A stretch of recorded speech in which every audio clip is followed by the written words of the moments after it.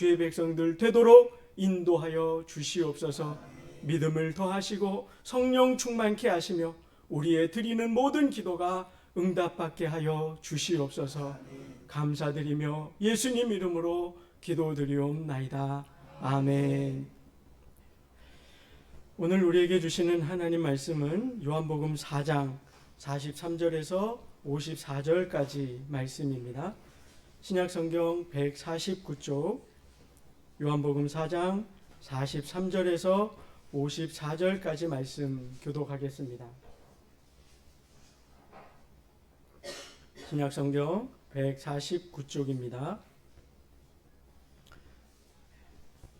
이틀이 지남에 예수께서 거기를 떠나 갈릴리로 가시며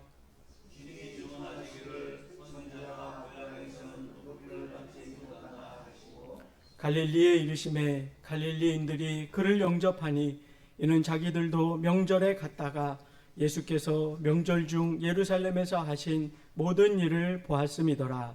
예수께서 다시 갈릴리 가나에 이르시니 전에 물로 포도주를 만드신 곳이다. 왕의 신하가 있어 그의 아들이 가버나움에서 병들었더니 그가 예수께서 유대로부터 갈릴리로 오셨다는 것을 듣고 가서 청하되 내려오셔서 내 아들의 병을 고쳐주소서 하니 그가 거의 죽게 되었습니다. 예수께서 이르시되 너희는 표적과 기사를 보지 못하면 공히 믿지 아니하리라. 신하가 이르되 주여 내 아이가 죽기 전에 내려오소서. 예수께서 이르시되 내 아들이 살아있다 하시니 그 사람이 예수께서 하신 말씀을 믿고 갔더니 내려가는 길에서 그 종들이 오다가 만나서 아이가 살아있다 하거늘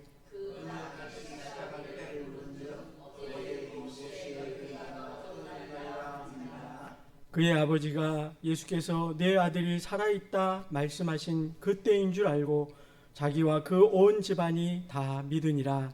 이것은 예수께서 유대에서 갈릴리로 오신 후에 행하신 두 번째 표적이니라. 아멘. 우리 주위에 계신 분과 한번 인사 나누시지요. 예, 주의 이름으로 축복합니다. 예, 예, 늘 행복하세요. 예, 늘 행복하시기 바랍니다. 예. 예, 이전에도 말씀을 이 요한복음 시작하면서 말씀을 드렸지만 이 요한복음은 앞에 나오는 마태, 마가, 누가 세 복음서와는 달리 특별한 목적을 가지고 기록이 되었습니다. 앞서 공관복음 이 세 권은 먼저 쓰여졌고 약 15년에서 25년 차이를 두고 이미 그러니까 마태, 마가, 누가 복음을 읽어본 요한이 이제 그것을 더하여서 내가 더 설명하고 싶은 것이 있어서 이 요한복음을 기록했다라는 것입니다. 그래서 마태, 마가, 누가복음에는 그런 이야기가 없지만 이 요한복음에는 20장 30절 31절에 보면 이 사도 요한이 왜 내가 이 요한복음을 썼는지 기록하고 있습니다.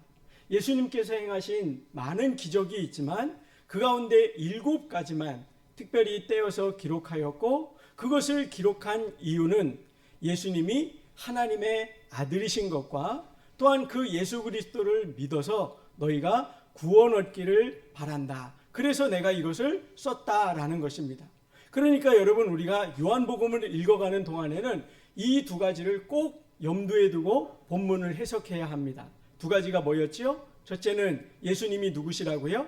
하나님의 아들 그리스도시다. 이것을 너희가 믿으려고 믿게 하려고 그 다음에 그 예수님을 믿어서 어떻게 해요? 구원에 이르도록. 그러니까 이 두 가지를 위해서 예수님이 행하신 많은 일들, 많은 말씀과 많은 기적이 있었지만 그 중에 7가지만 떼어서 여기에 기록했다는 것입니다. 그래서 여러분 오늘 본문에도 보면 예수님이 어떤 왕의 신하의 아들이 죽을 병에 걸려서 죽어가는데 예수님이 그를 고쳐주셨다. 그렇게 기록하는 내용이 주된 내용인데요. 근데 이것을 보면서 그냥 예수님이 문둥병자도 고쳐주셨고 소경의 눈도 띄우시고 귀신도 쫓아내셨으니 그냥 그런 것 중에 하나인가 보다 이렇게만 편하게 생각하시면 안 된다는 거예요. 이 본문도 역시 예수님이 어떤 분이신지 예수님이 그걸 통해서 우리에게 주고자 하시는 믿음의 도전이 무엇인지 거기까지 보아야 이 본문을 제대로 해석하는 것이라 그 말입니다. 여러분, 오늘 본문에 보면 44절을 우리 같이 한번 보도록 하겠습니다. 이 44절 말씀은 사복음서에 모두 다 예수님이 하셨던 말씀으로 기록이 되어 있습니다. 어디 한 군데만 나오는 게 아니라 모두 나왔다는 것은 꼭 다루어야 하는 말씀이라는 뜻이겠지요. 중요하다는 거예요. 근데 예수님이 이렇게 말씀하셨습니다. 친히 증언하시기를 선지자가 고향에서는 높임을 받지 못한다 하셨다. 마태, 마가, 누가복음에는 존경을 받지 못한다, 높임을 받지 못한다, 환영을 받지 못한다라는 말씀을 하셨습니다. 여러분, 제가 예전에 이제 목사가 돼서 초년병 때요, 이제 청년부를 지도했는데요, 참 그때 하나님이 은혜를 많이 주셨습니다. 그래서 적은 무리가 모이던 청년이 배가 되기도 했고요. 그 청년들 가운데 목사님도 두 분이 나오시고 선교사님도 지금도 평생 선교사로 선교하고 있는 두 분의 선교사님 나오시고, 그리고 또 많은 청년들이 기독교 단체 간사나 행정 직원으로 일부러 좋은 직장 갈 수도 있는데 적은 보수를 감당하고 그곳에 가서 주일에 참여하겠다. 그렇게 해서 지금도 섬기는 그런 귀한 청년들이 참 많이 있습니다. 그래서 그때를 회상하면 참 하나님의 은혜 주심이 너무 귀하고 감사하다, 그런 생각을 많이 하게 됩니다. 근데 그 중에 목사가 된, 이제 제가 청년부 지도할 때 이제 총무도 하고 청년부 회장도 했던 한 목사님이 계십니다. 근데 이분이 이제 어려서는 저 시골에 사시다가 대학교를 가면서 서울로 올라와서 저희 교회를 등록한 거예요. 근데 어려서 모태신앙으로 자라서 그냥 신앙이 그저 그랬는데 이제 하나님 은혜를 받고 너무나 사람이 날마다 변화돼 가는 거예요. 그래서 이제 점점점 주일 예배만 오다가 이제 찬양인도 팀도 참여를 하고, 또 중고등부 아이들, 그 당시에는 이제 유초등부나 유치부보다 중고등부 교사가 제일 어렵다고 할 때였거든요. 그래서 해가 바뀔 때가 되면 나 중고등부 교사 안 할래요, 이런 분들 때문에 이렇게 골머리를 앓던 그런 시대입니다. 그런데 그 청년이 손을 들어서 내가 중고등부 교사도 하겠다고, 그러면서 다양한 교회 봉사를 참여하고 한 번에 한 해에 하나만 하는 것도 아니고 청년부 임원도 하고 교사도 하고 찬양팀도 하고 차량 운행도 하고 그렇게 다양한 봉사도 참여하는 거예요. 그러더니 아니나 다를까 나중에 목사님, 저 신학을 해야 되겠습니다. 하나님 앞에 제 삶을 드려야 되겠습니다. 그리고 일반 대학교를 나왔는데 저처럼 일반 대학교를 나오고 신학을 하여 목회자가 되었습니다. 그런데 처음 부임한 사역지가 어디냐면 바로 자기가 자라난 그 교회입니다. 그 교회를 너무나 사랑했기 때문에, 그 교회를 통하여, 청년부를 통하여 하나님께 받은 은혜가 너무 컸기 때문에 이 교회에서 내가 나의 삶을 다 드려 하나님의 영광을 드러내리라, 그런 마음으로 그 교회를 섬기기 시작한 거예요. 그래서 저도 마음껏 축복해주고 격려해주고 정말 잘했다고 그렇게 말해 주었습니다. 그런데 이 친구가 이제 전도사, 강도사 지나서 목사가 되었어요. 목사가 되니까 이제 주일날 오후 예배나 수요 예배 이럴 때 설교를 하게 되지 않겠습니까? 그런데 거기서 문제가 하나 발생했습니다. 이 친구가 참 진실하고 성실하고 공부도 열심히 했거든요. 그래서 이렇게 설교를 했더니 이제 성도님들이 은혜도 받으시는 거예요. 그런데 문제가 뭐에 발생했냐면 예배를 끝나고 저 문에 나가는데 이렇게 말씀들을 하시더랍니다. 어떤 분이, 어떤 장로님이 그러는 거예요. 제법인데? 이러시는 거예요. 또 어떤 분은 그러는 거예요. 잘 컸군. 그러시는 거예요. 그러면서 은혜 받았다는 말씀이 아니라 뭐라 그러냐면 수고했어. 그만하면 잘했지. 이렇게 말씀을 하시는 거예요. 여러분, 왜 그렇게 표현을 하실까요? 하나님 앞에 예배드리고 하나님의 말씀을 듣는 것인데 그분들의 눈에는 그 목사님이 어떻게 보였던 거지요? 그 고등학교 졸업하여 서울에 상경한 그때의 모습으로 보이는 것입니다. 그랬기 때문에 그분이 정말 말씀을 잘 전한다 하여도 그분한테 뭐라 그랬다고요? 제법인데? 수고했어. 그만하면 잘했어. 이렇게 어린 청년을 대하듯이 그랬다는 거예요. 그리고는 한동안 그렇게 사역을 하다가 어느 날 저한테 연락 와서 목사님, 좀 제 고민이 있어서 대화를 나누고 싶습니다. 그리고 저한테 연락이 와서 찾아와서 그 얘기를 하는 거예요. 그러면서 심각하게 이 교회를 계속 섬겨야 할지, 내가 이 교회를 너무 사랑하는데 성도님들이 나를 통해 은혜를 받지 못하는 것 같으니 교회 사역지를 옮겨야 할지 고민을 하더란 말이에요. 그래서 제가 미련 없이 다른 교회로 가라고 그랬습니다. 왜? 우리는 하나님의 은혜를 나누는 통로이기 때문에 만일 성도님들이 과거의 어떤 이미지 때문에 무엇이 됐든지 어떤 이유에서든지 하나님의 은혜를 보지 못하고 수고했어, 잘했어, 제법이야 이렇게 당신을 대한다면 그곳에서 은혜를 끼칠 수 없다고. 그러니 다른 교회로 가서 사역하는 게 더 하나님 뜻에 합당하겠다고 다른 교회로 가라고 말해 주었습니다. 여러분, 오늘 우리가 좀 전에 읽었던 이 44절이 그와 같은 말씀 아닙니까?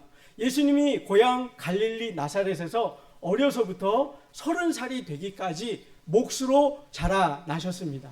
그래서 몫으로서 아버지를 따라다니며 열심히 성실히 그렇게 생활을 하신 거예요. 그런데 어느 날 갑자기 하나님의 부르심의 때가 되자 그때부터 하나님의 말씀을 전하기 시작하는 거예요.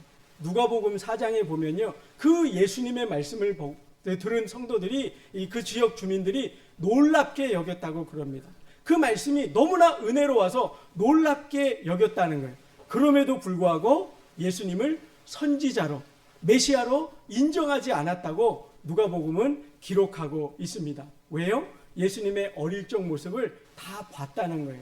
예수님이 몫으로 지나셨던 것을 다 봤다는 거예요. 그렇기 때문에 우리와 똑같은 생활을 하던 저 사람이 어떻게 선지자가 될 수 있고 더더군다나 메시아가 될 수 있겠는가? 그래서 예수님을 배척했다는 겁니다. 이것이 너무나 안타까운 사건이기 때문에 사복음서 모두 기록하고 있는 것이지요. 여러분, 저도 비슷한 경험이 있습니다. 저도 어려서는 신앙생활을 하지 않았었기 때문에 개구장이로 또 보통 아이들과 똑같이 지냈겠지요. 그러다가 이제 나중에 소명을 받아서 이렇게 목사가 되었습니다. 그래서 이제 명절 때나 이럴 때 사촌 형들을 보면요, 저를 보면서 한 번씩 웃습니다. 야, 네가 목사가 됐다고? 참, 어릴 때 그렇게 개구지고 그렇게 장난 많이 치던 네가 목사님이 됐다고? 참 다시 봐야 될 일이야. 사람 일 모르는 일이야. 그처럼 말씀들을 하시더란 말이죠. 그러니까 예수님도 똑같이 그런 일을 당하신 거예요. 그래서 여러분, 그 다음은 어떻게 됐을까요? 마태, 마가, 누가복음에는요, 예수님이 그래서 그들을 떠나가셨다고 기록하고 있습니다. 그곳에서는 더 이상 말씀도 전하시지 아니하시고 또한 그곳에서는 하나님의 기적도 행하지 않으셨다라는 것이지요. 어떻게 해요? 그곳에서는 떠나셨다는 말이에요. 근데 여러분, 오늘 본문을 보면 굉장히 특이합니다. 여러분 다시 한번 보세요. 44절, 45절 상반절을 제가 읽겠습니다. 친히 증언하시기를 선지자가 고향에서는 높임을 받지 못한다 하시고, 그런 상황이란 말이에요. 그런데 예수님이 어떻게 하셨다고요? 45절 보니까 갈릴리에 이르시매, 갈릴리에 가셨다는 거예요.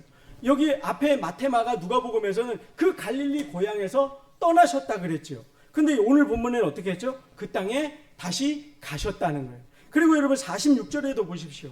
예수께서 다시 갈릴리 가나에 이르시니, 여러분 여기 나오는 가나는요, 나사렛, 예수님이 태어나시고 자라나신 그 나사렛의 바로 옆 동네입니다. 우리 시흥동 옆에 여기 독산동이 있는 것처럼 그렇게 옆에 마을이에요.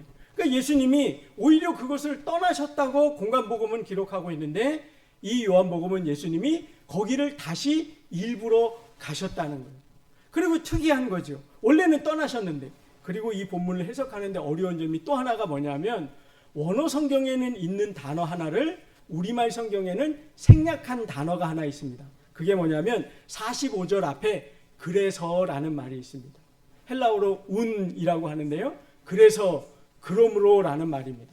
그러니까 여러분, 그 단어를 넣어서 이 44절 45절을 읽어보면 이런 말이 됩니다.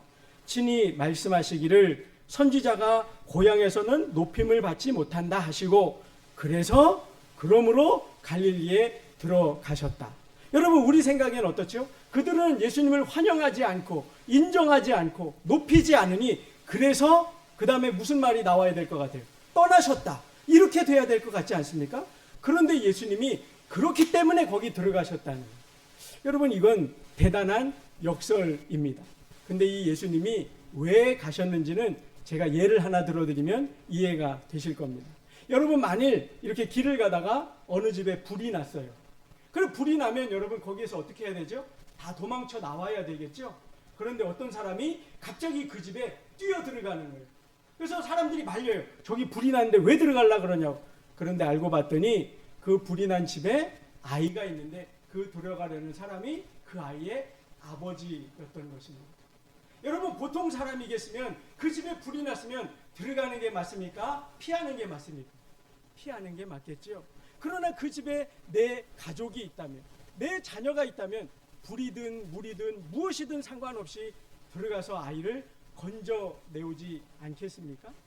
여러분, 오늘 본문에 예수님을 배척하는 그 고향 땅 갈릴리에 다시 가셨다고 말씀하시는 이유가 바로 이것입니다. 보통의 사람들은 나를 배척해요, 나를 싫어해요, 내 말을 들으려 하지도 않고 무시해요. 그러면 우리는 그곳에 가지 않으려 하는 게 보통의 심정일 것입니다. 그러나 예수님은 어떤 분이에요? 예수님은 섬김을 받으러 오신 분이 아니라 섬기러 오신 분이십니다. 예수님은 대접을 받으러 오신 분이 아니라 우리를 위하여 오히려 십자가를 지고 죽으러 오신 분이시죠. 예수님을 환영했기 때문에 오신 분이 아니라 예수님을 배척하지만, 예수님을 인정하지 않지만 그 영혼들을 불쌍히 여기셔서 이 땅에 오히려 친히 오셨다는 말씀입니다. 그래서 여러분, 오늘 본문에 보면 43절에 이런 말씀이 더 있죠. 이틀이 지남에 예수께서 거기를 떠나 갈릴리로 가시매. 여러분, 그러면 이틀 동안 어디 계셨는데요? 앞선 본문을 우리 지난 몇 주 동안 살펴봤죠. 사마리아 땅에 가셨던 겁니다. 여러분, 사마리아 사람들이 어떤 사람들인가요? 그들은 여호와 신앙이 온전치 못했던 자들입니다. 외세의 침략을 받아서 그들이 혼혈 민족이 되었고요. 그러다 보니까 그 이방인이 가져다 둔 바알 신앙이나 다른 이방 종교에 물들어서 하나님만 섬긴 게 아니라 다른 신들도 섬겼다는 거예요. 그래서 사마리아 여인을 만났을 때 그 여인이 하나님 앞에 내가 어떻게 예배하는 것이 옳습니까? 이 산에서 예배합니까? 예루살렘에서 예배합니까? 그런 질문들을 던졌던 곳이지요. 그래서 유대인들은 그 사마리아인들을 이방인처럼 여기고 개처럼 여겨서 상종조차 하지 않으려 했단 말이에요. 그래서 그 땅을 밟지 않고 멀리 돌아서 갈릴리와 유대 땅을 오갔었지요. 그런데 여러분, 그처럼 서로 적대하고 환영하지 않지만 예수님이 어떻게 하셨죠? 그 땅에 그 영혼의 갈급함이 있는 그 여인을 만나기 위해 일부러 찾아가셨죠. 여러분, 그 영혼들이 예수님을 오라고 초청했기 때문입니까? 예수님이 오심을 환영했기 때문입니까? 예수님을 높이기 위해서였습니까? 그것도 다 아니지요. 예수님이 그 땅에 가신 건 한 영혼이 심령의 목마른 영혼으로 하나님의 은혜에 갈급하여 사는 것을 아시고 그 여인에게 복음을 전하여 구원케 위하여 예수님이 찾아가신 것 아니냐는 말씀입니다. 예수님은 이처럼 오늘 본문에 보여주시는 메시지가 이것입니다. 예수님은 우리를 사랑하시되 그럼에도 불구하고 사랑하신다는 것입니다. 여러분, 세상 종교는 이렇게 가르칩니다. 당신이 섬기는 그 신에게 만족을 드려야, 그 신이 보기에 합당히 살아야 복을 받는다고 그래요. 그래서 여러분, 보통 사람들이 무당에게 갈 때 복채를 엄청 많이 드리잖아요. 그죠? 여러분, 4월 초파일 돼서 그 석탄일이 되면 여러분, 사람들이 불교에 가서 이렇게 헌금을 드리고 그러잖아요. 그죠? 그때도 여러분, 얼마나 많은 액수를 드리냔 말이에요. 이유가 뭐예요? 자기들이 섬기는 그 신을 만족해 해야 내가 나의 원하는 소원이나 그의 보호를 받기 때문이라고 생각합니다. 그러나 우리가 믿는 하나님은 그와 다르다고 이 요한복음은 말씀하고 있는 거예요.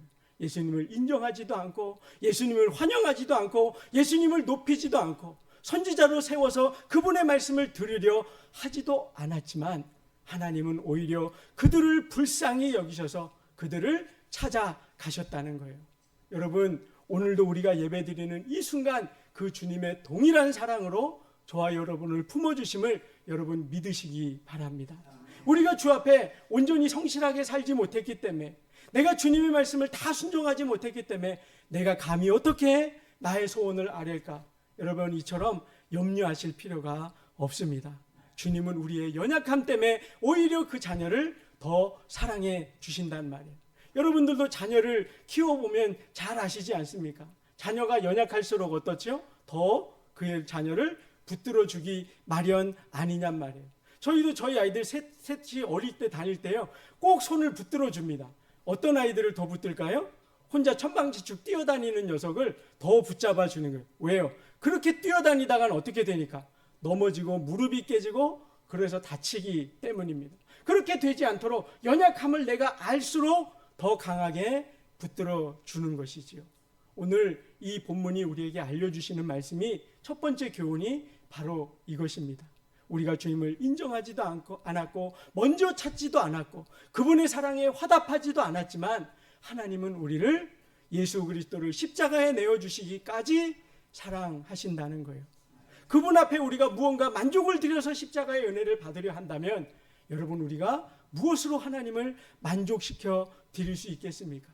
그 어떤 것이 없다 하여도 마치 집 나갔던 탕자가 집에 돌아올 때 넓은 품으로 맞아주셨던 그 아버지의 사랑으로 오늘도 우리를 맞아주시고 잘했다, 잘 돌아왔다고 등을 두드려 주시며 은혜 안에 거하기를 원하시는 그 아버지의 사랑이 우리와 함께 계심을 여러분 믿으시기 바랍니다. 그런데 여러분 두 번째 교훈, 이 교훈이 더 중요합니다. 이 요한복음 앞에 1장과 2장에 보면 예수님에 대해서 이렇게 증언했었습니다. 예수님은 빛이시다. 예수님은 생명이시다. 예수님은 진리로서 이 땅에 우리를 찾아오셨다. 그런데 사람들은 그분이 오셨음을 알았다고요? 몰랐다고요? 알지 못했다고 기록합니다. 예수님이 이 땅에 창조주로서 구원자로서 이 땅에 오셨지만 그분을 영접하지 않았다고 기록하고 있습니다. 그러면서 안타까워 사도 요한이 기록하기를 만일 예수님을 영접하기만 하면 그분의 자녀가 되는 권세를 누릴 텐데 그분을 알지도 아니하고 알려 하지도 않고 영접하지도 않기 때문에 하나님의 심판을 그러한 사람들은 피하지 못한다고 말씀하고 있는 것이지요. 여러분 여기에 중요한 교훈이 나오는 것입니다. 하나님이 뛰어난 사랑을 가지고 계세요. 우리를 너무나 사랑하세요. 그러나 우리 안에 믿음이 없다면 그 은혜의 혜택은 내 것이 되지 못한다는 것입니다. 우리가 믿음으로 반응할 때만, 하나님 앞에 돌아갈 때만, 내가 하나님의 부르심에 응답할 때만 그 은혜 앞에 설 수 있다는 것입니다. 그게 여러분 46절 이하에 나오는 이 왕의 신하의 아들 치유 이야기인 것입니다. 거기를 보겠습니다. 예수께서 다시 갈릴리 가나에 이르시니 전에 물로 포도주를 만드신 것이라. 왕의 신하가 있어 그의 아들이 가버나움에서 병들었더니, 여기 46절 보면 지명 두 군데가 나오지요. 가나가 나오고 가버나움이 나옵니다. 여기 가버나움에서 가나는요, 거리로 약 34km 정도 떨어진 거리입니다. 오늘날과 같이 이렇게 도로가 포장이 잘 된 곳은요, 성인 남자가 1시간에 보통 4km를 걸어갑니다. 그러니까 34km면요 8시간 반을 가야 돼요. 근데 이 당시에는 길도 구불구불하고 포장도 되지 않았기 때문에 이 정도 거리면요 성인 남자가 하루 이상을 걸어가야 하는 그런 거리입니다. 그럼에도 불구하고, 그 먼 곳임에도 불구하고 예수님이 유대에 계시다 갈릴리 가나에 오셨다는 얘기를 듣고 아들이 열병에 걸려 죽어가기 때문에 그 아버지는 그 먼 길을 마다하지 않고 주님을 찾아갔다는 그런 말씀입니다. 그리고는 47절에 이렇게 이야기가 이어집니다. 그가 예수께서 유대로부터 갈릴리로 오셨다는 것을 듣고 가서 청하되 내려오셔서 내 아들의 병을 고쳐주소서 하니 그가 거의 죽게 되었습니다. 예수님을 찾아가서 그 앞에 엎드려서 간절히 요청을 했습니다. 선생님, 내 아들을 고쳐주십시오. 여기 47절에 보시면 그가 예수님 앞에 가서 청하되라는 말씀이 있죠. 이 말이 여러분 이 원어의 의미는요 미완료형으로 되어 있는데, 그것은요 한 번만 예수님한테 부탁했다는 뜻이 아니라 반복해서 계속해서 예수님한테 요청했다는 그런 말입니다. 여러분, 저와 여러분 같아도 그러지 않겠어요? 내 아이가 죽을 병에 걸려서 지금 생사라 기록에 서 있다면 예수님 찾아가서 그냥 편안하게 한번, 예수님 우리 아이를 좀 고쳐주시지요, 이렇게만 하시겠습니까? 그게 아니지요. 가서 바지끄레기라도 붙잡고 서서 예수님 꼭 좀 고쳐주십시오, 꼭 좀 고쳐주십시오, 간절히 매달리지 않겠냔 말이에요. 지금 이 청하되라는 말이 그런 말이란 말입니다. 반복해서 예수님께 간절한 마음으로 그렇게 요청을 했습니다. 그러면 여러분, 그 백성이 예수님을 환영하지도 않고 높이지도 않고 영접하지도 않는 자들을 찾아가신 그 예수님이라면 여러분 어떤 예수님의 반응이 기대가 되세요? 그 아들을 고쳐주실 것 같지요. 그죠? 안 그래요, 여러분? 지금 눈 뜨고 주무시는 거 아니죠? 예? 분명히 저랑 눈 마주치는 것 같은데 여러분 딴 데 생각하고 계신 거 아니죠? 맞잖아요, 그죠? 근데 여러분 48절을 한번 보십시오. 예수님이 전혀 다르게 반응을 하십니다. 48절 우리 같이 한번 읽어보겠습니다. 시작.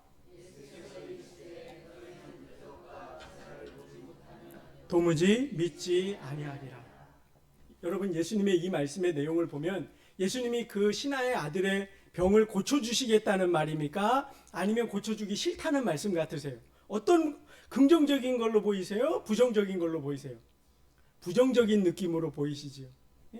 아니 너희들은 도대체 어느 때까지 나한테 표적과 기사만 구하겠느냐 그 말이에요. 내가 하나님의 구원을 베풀려고 왔는데 내가 하나님의 살아계심과 그분을 어떻게 믿어야 구원에 이르게 되는지 그 온전한 믿음을 얻어 하나님의 자녀가 되는 권세를 주려고 이 땅에 왔는데 너희는 그 예수님의 오신 목적은 알지 못하고 예수님을 통해서 뭐만을 구하고 있다는 거예요? 표적과 기사, 병 낫는 것과 배부름만 구하고 있다고 예수님이 한탄하고 계시는 거란 말이에요. 여러분 예수님의 이 말씀을 보면 예수님이 그 아들 병 고쳐주실 것 같으세요? 안 고쳐주실 것 같으세요? 안 고쳐주실 것 같죠? 그런데 여러분 신기한 건요, 예수님이 그 49절 50절 보면 그 아들을 고쳐주십니다. 여러분 이것도 참 되게 반전이죠. 예수님이 안 고쳐주실 것처럼 하고는 고쳐주셨단 말이에요. 여러분 이것도 신기하죠. 여러분 이건 또 이 예를 들어드리면 여러분 잘 이해가 될 겁니다. 부모가 아이를 양육하는 동안에 우리 애가 공부도 열심히 하고 착하고 성실하게 잘 크기를 바라죠. 근데 여러분 어떠세요? 여러분 자녀들은 그렇게 늘 부모님 마음을 흡족해 하도록 성실히 공부하고 늘 착하고 바르게 그렇게만 자라던가요? 아니죠? 그러면 여러분 어떻게 해요? 부모는 자식을 야단칩니다. 화가 너무 날 때는 내가 못 살아, 내가 못 살아. 내가 이러려고 너를 위해서 밤낮 그렇게 뼈 흘려 땀 흘려 일하면서 내가 그러고 있냐? 그러면서 너 그렇게 하려면 더 이상 학교 다 다니지 마. 그러지 않으시냔 말이에요. 사실은 제가 어릴 때 그런 말 듣고 자랐습니다. 얼마나 개구지게 놀았는지 저희 어머니가 화가 나셔가지고 너 그러려면 더 이상 학교 다니지 마. 공부하기 싫으면 다니지 마. 근데 여러분 그 말을 듣고 제가 어머니 감사합니다. 그렇게 놀고 싶었는데 이제 학교 안 가도 된다 하시니 안 가겠습니다. 여러분 그렇게 되면 어떻게 되는 거죠? 그렇게 되면 어떻게 돼요? 비 오는 날 먼지 나도록 혼나는 거죠? 예? 그렇게 되는 거 아니냔 말이에요. 어머니가 그 말 하신 이유가 뭡니까? 안타까워서 하시는 말이죠. 내 자식이 잘 되기를 바라고 내 자식이 성실하기를 바라고 내 자식이 때에 맞는 일을 감당하기를 원하는데 내가 원하는 그 길을 가지 못하는 걸 보며 안타까운 마음으로 사랑이 기반이 돼서 안타까운 마음으로 하시는 말씀 아니냔 말이에요. 여러분 이 48절 말씀도 그와 같은 말씀인 것입니다. 예수님이 왜 갈릴리 땅에 오셨지요? 그들은 예수님을 선지자로 영접하지 않아요. 예수님을 메시아로 보지 않아요. 그래서 예수님이 많이 가지 않으면 그들에게 구원이 임할 수 있습니까? 없습니까? 없다는 거예요. 그들이 구원받을 수 없기 때문에 그들이 환영하지 않음에도 불구하고 그들을 찾아가셨어요. 그런데 그들이 보니까 또 예수님을 맞이하긴 맞이하는데 예수님을 뭘로만 바라보는 거예요? 내 필요를 채울 분으로. 내 아이가 아프면 병을 고쳐주시고 내가 배고프면 먹을 것을 주시고 내가 성공하기 원하면 성공을 가져다 주시는 나에 있어서 요술램프와 같은 분으로 바라보고 있단 말이에요. 예수님을 믿어서 구원 얻는 자리, 하나님의 자녀가 되는 권세를 누리려 함이 아니라 내가 이 땅에서 성공하고 잘되고 부자가 되는 데만 관심이 있더라는 거예요. 그 모습을 보며 예수님이 그들을 사랑하셨기 때문에 안타까워서 하시는 말씀이란 말이에요. 왜 너희들은 나를 보며 내가 온 이유와 목적을 알지 못하고 그처럼 그 작은 부스러기 같은 은혜 그것만을 구하냐고 말씀하시고 계시는 것입니다. 사랑하는 성도 여러분, 저와 여러분은 오늘 또 주님의 부르심 앞에 이렇게 거룩한 주일 예배하러 모였습니다. 여러분 왜 주님 앞에 예배하러 오셨는지요? 하나님에게 내게 소원이 있어서 내게 어떤 은혜를 주시기 위해서 나오셨습니까? 그것도 잘하셨습니다. 그러나 제가 바라고 권면드리기는 거기에만 머물면 안 된다는 거예요. 우리 주님이 원하시는 그 구원 얻는 믿음, 하나님의 자녀가 되는 그 자리에까지 여러분 이르셔야 하는 것입니다. 우리 인생에 있는 문제는 내가 내 힘으로 되지 않는 것이 있음을 깨닫게 되고요. 그래서 우리 주님을 더 찾아가고 주님 앞에 내 믿음의 고백을 드리고 그 믿음으로 말미암아 하나님의 은혜를 받는 자리에까지 이르기를 원하신다는 거예요. 그래서 여러분 이후의 말씀을 또 보겠습니다. 49절과 50절 말씀입니다. 신하가 이르되 주여 내 아이가 죽기 전에 내려오소서. 이 신하는 여전히 자기 아이의 병을 고쳐주시기만을 구하고 있어요. 그랬더니 예수님이 50절에 아까는 너희는 도대체 표적과 기사가 아니면 믿으려 하지 않는구나 그렇게 탄식하시고도 50절에 이렇게 말씀하십니다. 예수께서 이르시되 가라 내 아들이 살아있다 하시니 그 사람이 예수께서 하신 말씀을 어떻게 해요? 어떻게 해요? 갔다는 거예요. 여러분 믿고 갔다는 거예요. 예수님의 그 말씀을 믿고 갔다는 거예요. 여러분 이건 대단한 중대한 전환점이 되는 겁니다. 여러분 아까 46절에서 말씀드렸죠. 이 왕의 신하가 온 가버나움에서 이 가나까지는 하루 이상을 꼬박 걸어서 와야 하는 거리예요. 아들을 데려온 게 아닙니다. 그런데 예수님이 말씀하시는 거예요. 내 아들이 살아있다. 그리고 살아날 것이다. 그 말씀을 하셨는데 이 아이가 옆에 있어서 고쳐주는 걸 보았다면 그 나음받은 걸 보고 믿을 수 있었겠죠. 그런데 이 왕의 신하는 어떻게 해요? 아들 두고 왔단 말이에요. 하루길이란 말이에요. 그걸 봤어요? 못 봤어요? 못 봤어요. 못 봤는데도 어떻게 해요? 믿고 갔다는 거예요. 여러분 이게 은혜 받는 비결이라는 거예요. 이 지금 요한복음 앞에 1장, 2장, 3장을 넘으면서 계속해서 주시는 말씀이 뭐예요? 창조주 되신 하나님이 이 땅에 오셨다. 그러나 사람들이 알지 못하더라. 예수님이 하나님이 세상을 이처럼 사랑하사 독생자를 주셨다. 그러나 그를 영접하지 아니하더라. 그러나 그분을 믿고 영접하면 하나님의 구원을 받을 것이요 또한 하나님의 자녀가 되는 권세를 얻을 것이라고 말씀하고 계시지 않느냐 말이에요. 이 왕의 신하의 아들이 나음 받은 것도 어떻게 해요? 예수님의 말씀을 믿고 갔기 때문이란 말이에요. 예수님이 주시는 말씀을 듣고는 맞아 주님이 말씀하셨으니 그대로 되리라 믿고 갔다는 겁니다. 여러분 저와 여러분에게 이 믿음이 있으시길 바랍니다. 주의 말씀이라면 내 경험이나 내 생각이나 내 이성으로는 이해가 되지 않는 거라도 주님의 말씀이기 때문에 믿는 믿음, 하나님의 말씀이기 때문에 1.1핵도 땅에 떨어지지 아니하리라는 그 주님의 약속이 온전히 우리 삶에 이루어지기를 소망하는 저와 여러분 되시기를 바란다는 말이에요. 근데 여러분 그러면 목사님 제가 믿음이 어느 정도 돼야 은혜를 받는다는 말씀입니까?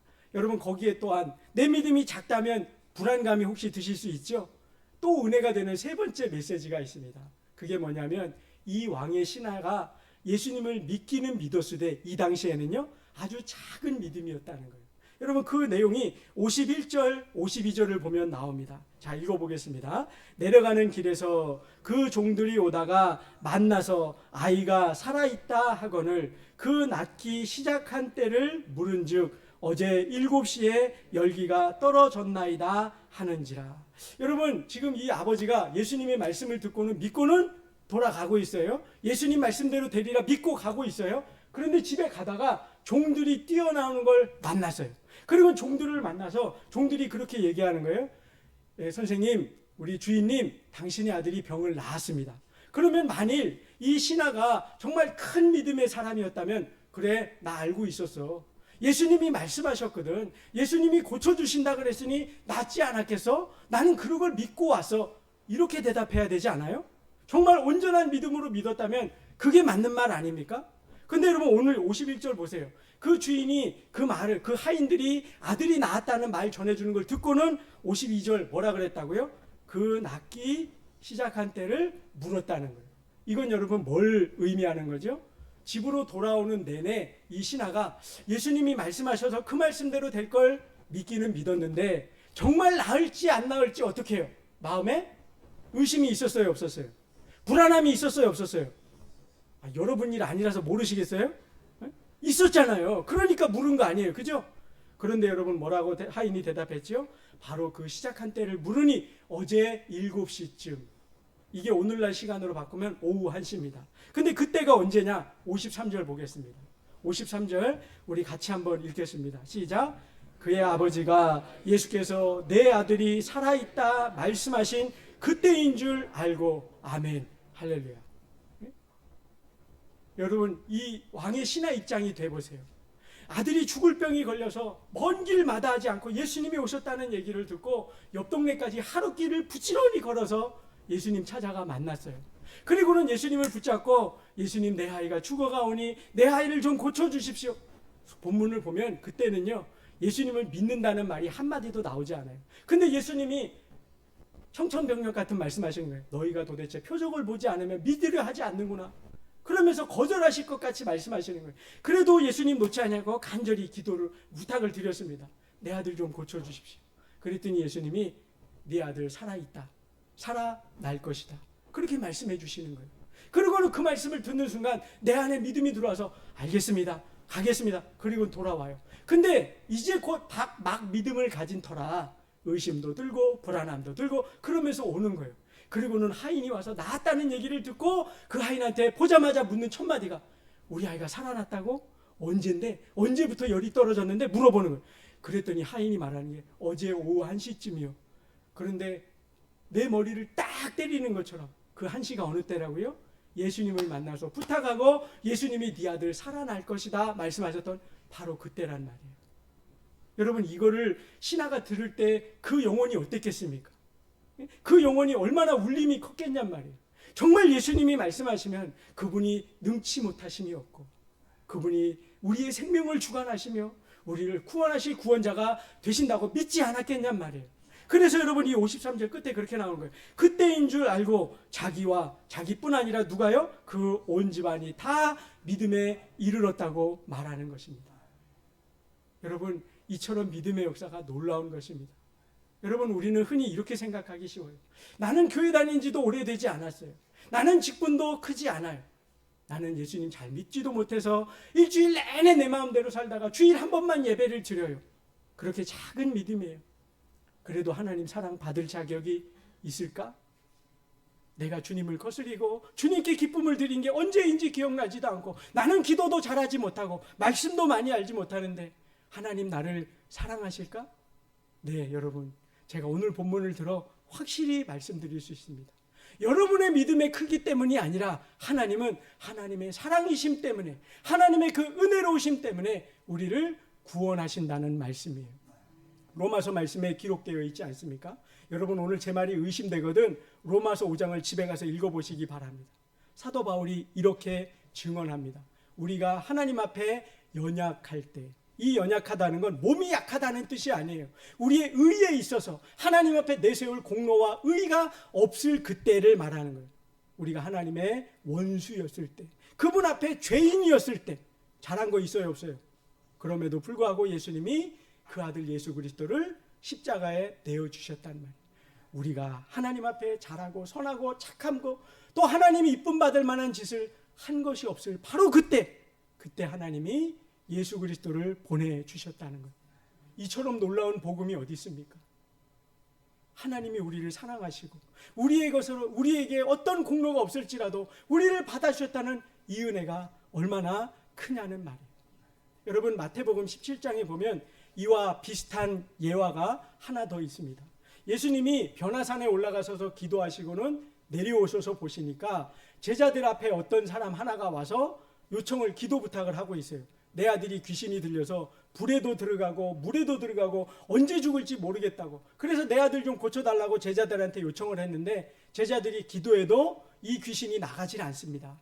그러니 예수님, 그러면서 이렇게 얘기하는 거예요. 예수님, 당신이 무엇이든지 할 수 있거든 내 아들을 위하여 뭐라도 좀 해주십시오. 이렇게 얘기하는 거예요.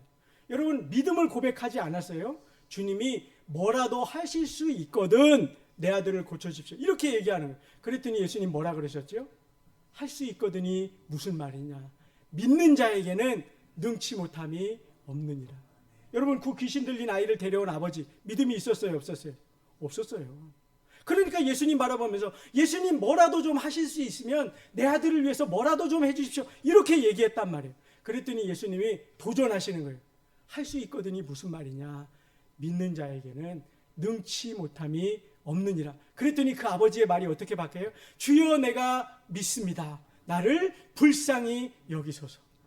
그래서 예수님 명령하시니까 그 귀신이 즉시로 떠나가지 않았습니까? 사랑하는 성도 여러분, 믿음이 부족하다 여겨지십니까? 그래서 내가 하나님 사랑을 받을 자격이 없다 여겨지십니까? 이렇게 기도하십시오. 주여 나를 불쌍히 여기소서. 나를 불쌍히 여기소서. 오늘도 그 크신 사랑으로 나에게는 공로가 없고 의의가 없지만 하나님이 나를 불러주신 그 십자가의 은혜로 나를 품어주시기를 원합니다. 그러면 오늘 본문에 나오는 이 왕의 신하처럼 또 그 마태복음 17장에 나오는 그 귀신 들린 아들을 둔 그 아버지처럼 내가 주를 믿겠습니다. 여러분, 이와 같은 믿음의 고백이라고도 드린다면 저와 여러분 하나님의 자녀가 되며 그 권세를 누리고 천국 백성으로 살아가는 놀라운 은혜를 누리며 살게 될 것입니다. 여러분, 이 복음, 이 은혜 안에 살아가는 저와 여러분 되시기를 축원합니다.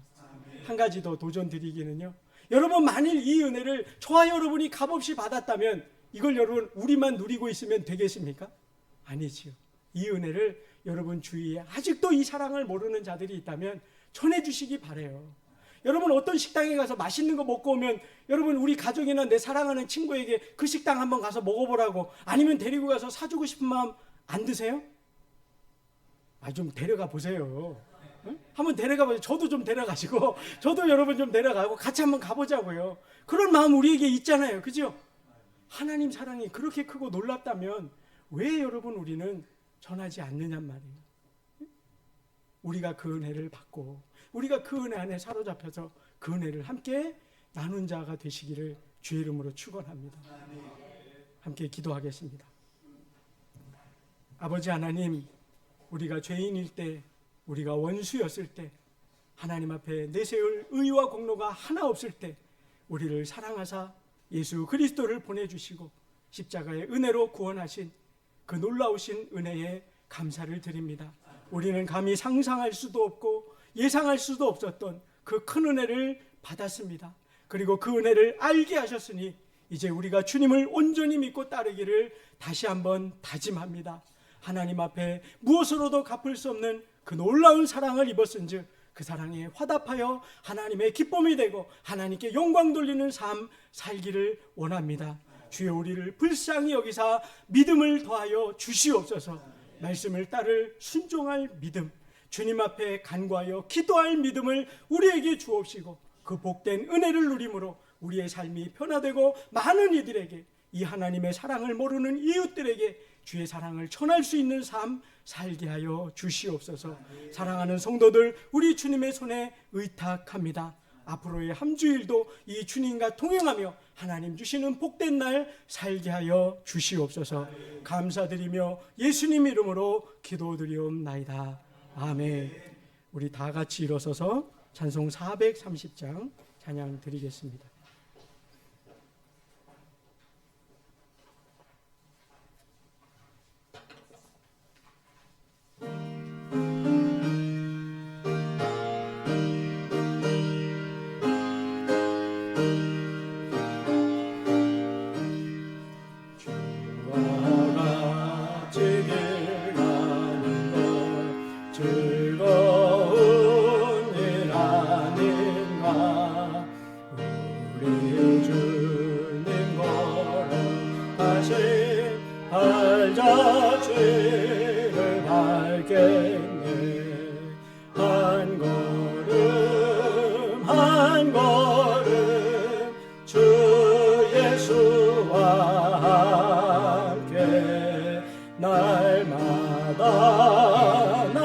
날마다 우리 걸어가리.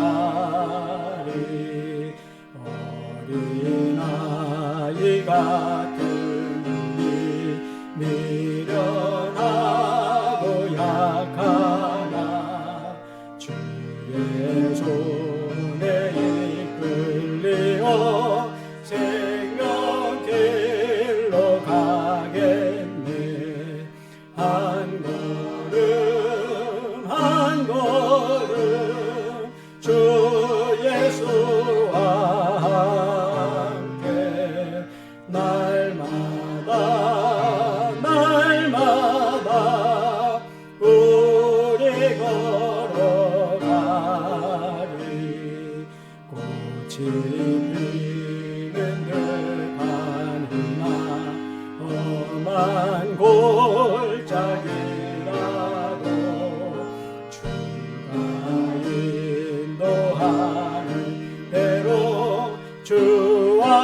같이 가겠네.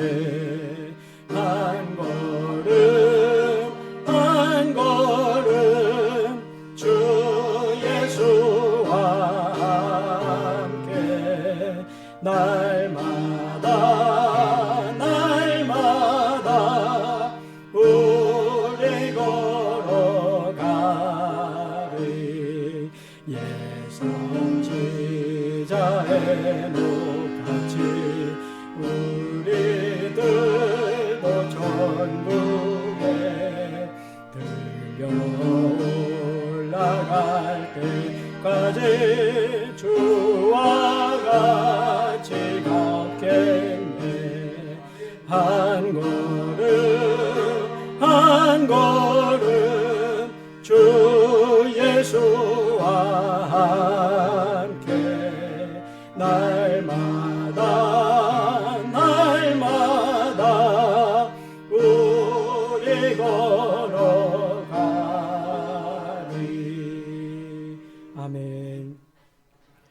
이제는 우리 주 예수 그리스도의 은혜와 하나님의 그 크신 사랑하심과 성령의 교통하심과 충만케 하심이 하나님의 사랑이 어떠한 줄을 깨달아 주여 나를 불쌍히 여기소서 내가 주를 믿고 따르나이다, 이 신앙 고백으로 주와 동행하기를 소원하는 우리 사랑하는 모든 성도들의 머리 위에, 저들의 삶의 현장 위에 지금부터 영원히 함께 계시기를 축원하옵나이다. 아멘.